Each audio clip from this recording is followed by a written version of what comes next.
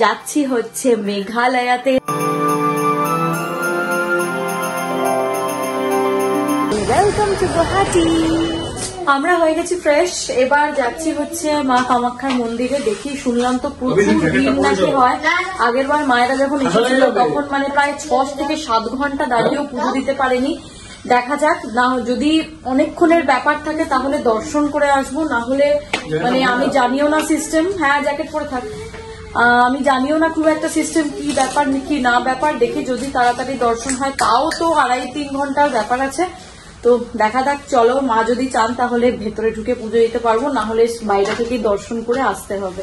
আমরা আছি হচ্ছে যেখানে, সেখান থেকে পল্টন বাজার হচ্ছে 2 কিলোমিটার, আর মন্দির হচ্ছে বললো অটো করে মিনিট 5 কি 10 লাগবে। আমরা একটা অটো পেলাম, অনেক বছর পর এরকম অটোতে চাপলাম। ভাড়া কত নিল আমাদের? 10 টাকা করে। এটা হচ্ছে পাবলিক ট্রান্সপোর্ট আর কি। তো এই দেখো আমাদের নামিয়ে দিল এই রাস্তার ওপর, বললো এখানে নাকি সামনে মন্দির আছে, ওই সাইডটা নাকি মন্দির, দেখা যাক কোথায় মন্দির। কি সামনের দিকে? তো চলো চলো, আমরা এখান থেকে আবার অটো ঠিক করতে হবে, করে আবার মন্দির যেতে হবে। অটোগুলো বেশ সুন্দর দেখো।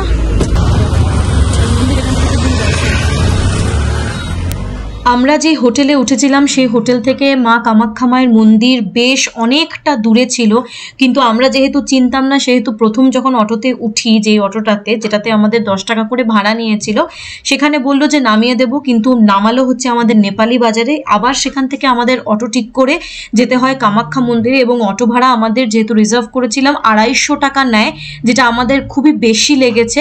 এবং ওখানকার মানুষেরা না প্রপার ইনফরমেশনও দেয় না যে কোথায় কত দূর মন্দির, কি কিসে করে যেতে হবে, বাসে কি অটোতে কি ট্যাক্সিতে। হ্যাঁ, এটা আমার একটুখানি লেগেছে যে ট্রান্সপোর্ট খরচাটা আমার একটুখানি মানে খুবই বেশি লেগেছে। এখানে রাস্তাটা পুরো আমরা দেখো পাহাড়ে উঠছি আর কি। মন্দির কামাখ্যা মায়ের মন্দির হচ্ছে একদম পাহাড়ের উঠতে হয় আর কি, কিছুটা উপরে।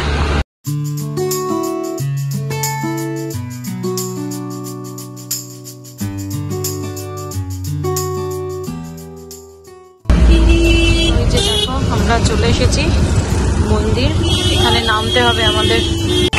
এই দেখো সামনেই হচ্ছে মন্দির, আর এই যে ডান দিকে সারি সারি দোকান ডালা করার জন্য। এখানে মনে হয় চটি ফটিও রাখতে হবে। আমরা এখানে রাখছি হচ্ছে চটি, দেখো এখানে আমরা চটি রাখছি। এখান থেকেই আমরা নেব হচ্ছে পুজোর ডালা। পুজো দেওয়া যাবে এখন না? কত লাইন আছে? প্রচুর ভিড়, এই মরেছে। এটা হচ্ছে আমার পুজোর ডালা, এবার আমাদের যেতে হবে ওইখান দিয়ে। রাত্রি 8টা বাজবে বলছে, তাই আমরা মন্দির ভাবছি মূর্তি দর্শন, মায়ের মূর্তি দর্শন করে এই পুজো দিয়ে তারপর যাব।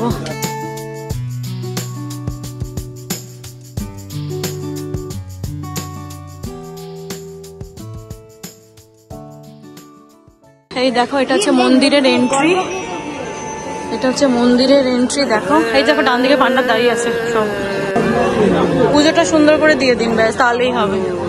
তো আমরা পান্ডা ধরে নিয়েছি দেখো, না হলে মানে মুশকিল হচ্ছিল আর কি। গর্ভগৃহে ঢোকা এখন পসিবল নয়, কারণ প্রচুর ভিড়। আর এই দেখো আজকে যেহেতু শনিবার, শনি রোববার প্রচুর ভিড় হয়। মায়ের এটা মূর্তি স্বরূপ, কি সুন্দর। প্রচুর ভিড় দেখো, তিল ধারণের জায়গা নেই আজকে। এটা লাইন দেখো, ডান দিকে ভেতরে যে শীতের মধ্যে দেখছো পুরো লাইন, এবং সেটা একটা লাইন নয়, ভেতরে অন্তত 10 থেকে 20টা রাউন্ড হচ্ছে। দেখো দেখো, মানে এই লাইনে পুজো দিতে গেলে রাত্রি 11টাতেও হবে না আমাদের, কারণ কুটুসকে নিয়ে অতক্ষণ দাঁড়িয়ে থাকাটা চাপের ব্যাপার। আমি তোমাদের যতটা পারছি দেখিয়ে দিচ্ছি।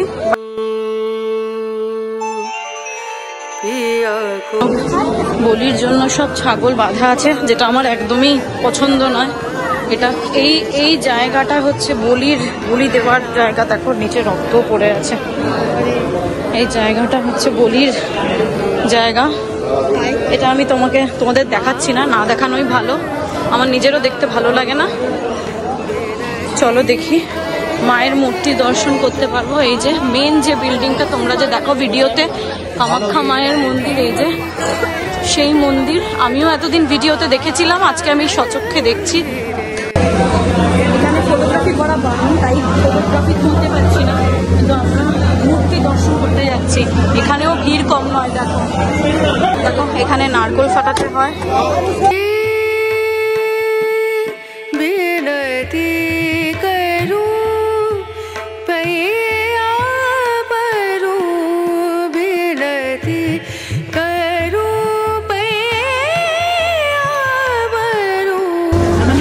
আমি এবার প্রতিষ্ঠায় গেলাম।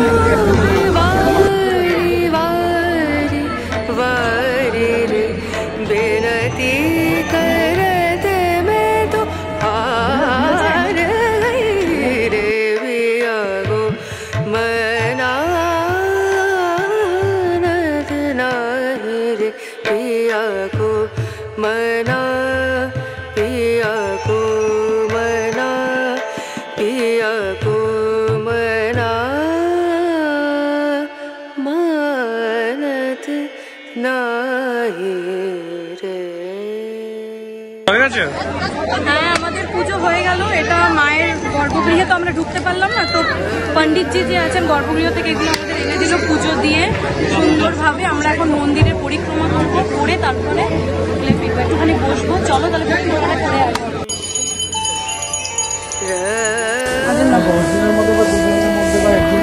এই দেখো আমরা এখন মন্দির পরিক্রমা করছি। কিছু ভিড় আছে, শনি রোববার নাকি এরকমই ভিড় হয়, আমরা জানতাম না। এসে একেবারে মানে হাঁ হয়ে গেছে, এত ভিড়। এগুলো সব বলির পাঠা, সে রাম ছাগল, দেখ বড় বড়। এইগুলো আমার খুব কষ্ট হয়, আমার একদম পছন্দ নয় এগুলো। তো আমরা এখন মন্দির প্রদক্ষিণ করছি আর কি। পুজো দিলাম, খুব ভালোই লাগলো। গর্ভগৃহে ঢুকতে পারলে আরো ভালো লাগতো, কিন্তু কোনো উপায় নেই, কারণ রাত 10টা বাজবে আর অতক্ষণ দাঁড়িয়ে থাকাটাও সম্ভব না। তোমরা যারা পুজো দিতে ইচ্ছুক তারা একদম ভোর 3টে থেকে এসে লাইন দেবে, নাহলে গর্ভগৃহে ঢোকা কিন্তু প্রচুর টাফ ব্যাপার। আমরা যে এই জায়গাটা দেখছি, এখানটা হচ্ছে ধূপ আর প্রদীপ দিয়ে দিতে হয়, আমরা দিলাম যেটা। আর নারকোল তো ফাটানোর জায়গা তোমাদের আগেই দেখিয়েছি।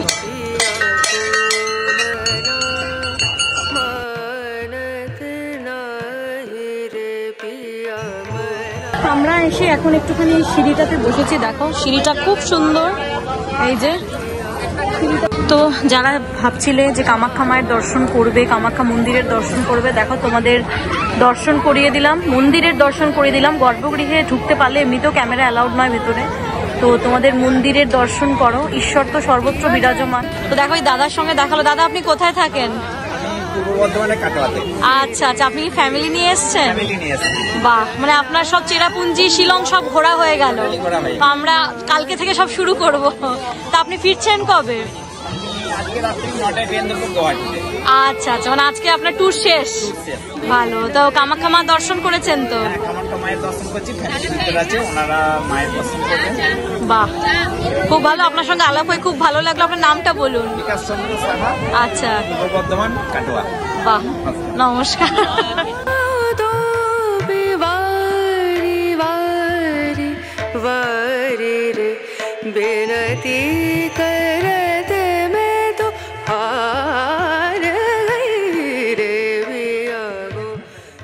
আমাদের পুজো দেওয়া হয়ে গেল, ঘন্টা 2 আমরা এই মন্দিরে থাকলাম। এবার আমরা বেরিয়ে যাচ্ছি। দেখো নাম কীর্তন শুরু হচ্ছে।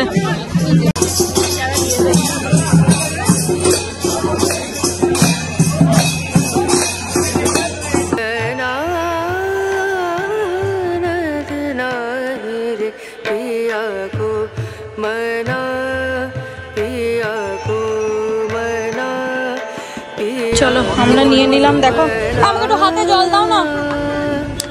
ব্যাস ব্যাস ব্যাস ব্যাস। এটা কত দাদা? রুদ্রাক্ষর মালা কত? 250।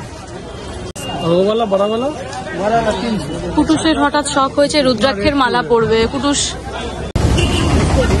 কুটুসের রুদ্রাক্ষের ব্যান্ড ভালো লাগলো কুটুস। বাহ। তো রেস্ট নিতে নিতে না ঘুমিয়ে গেছি, এমন ঘুমিয়েছি। হঠাৎ করে চোখটা করেছে, দেখি 8টা বাজে। তো এখানে তো সব তাড়াতাড়ি বন্ধ হয়ে যায়। তো আমরা বিকেলবেলার কোথাও বেরোতে পারলাম না। তো আজকে যেটা ডিনার নিয়েছি সেটা তোমাদের সঙ্গে শেয়ার করি। এই দেখো, এটা হচ্ছে মিক্সড ফ্রাইড রাইস, এটা হচ্ছে এটা কি গো, চিলি চিকেন, এটা চিলি চিকেন মানে ওই সেমি গ্রেভি টাইপ আর কি। এটা হচ্ছে রুটি, এটা হচ্ছে আন্ডা ভুজিয়া, আর এটা হচ্ছে স্যালাড। লেবুগুলো এরকম ভাবে কাটে দেখো স্যালাডের, এক একটা জায়গায় এক এক রকমের নিয়ম। তো চলো, খুব খিদে পেয়েছে, একদম ঘুমিয়ে গেছিলাম, তারপরে কিছুক্ষণ আবার এডিটিংটাও করলাম। তো এখানে নেটওয়ার্কের একদম মানে কি বলবো তিন অবস্থা একদম এডিটিং এর, মানে নেটওয়ার্কের তিন অবস্থা। তো যাই হোক, এবার চলো, প্রচন্ড খিদে পেয়েছে, চট করে ডিনারটা সেরে নিই। এই রুমটা ছোট, তাই টেবিলে ওখানে রাখা গেল না, এখানেই রাখতে হলো। এখানে না খাবারগুলো আমাদের কলকাতা মতো কিন্তু নয়, মানে একটু অন্যরকম। চালগুলো না ওরা গোবিন্দভোগ চাল খুব বেশি ইউজ করে, তারপর মশলাগুলো একটু অন্যরকম, আমাদের মতো একদমই নয়, কিন্তু ভালো লাগছে খেতে। মানে এক একটা স্টেটের এক একটা জায়গার এক এক রকমের খাবার, সেটা টেস্ট করতে সত্যি ভালো লাগে, তাই না বলো?